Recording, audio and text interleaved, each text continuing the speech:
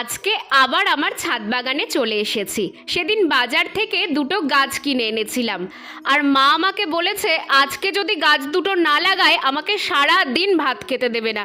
কি আর করার, অগত্যা চলেই এলাম। তার আগে দেখো, এবছর বর্ষা না পড়তেই কিন্তু আমার ছাদ বাগানে পুর্তলিকা ফুটতে শুরু করে দিয়েছে।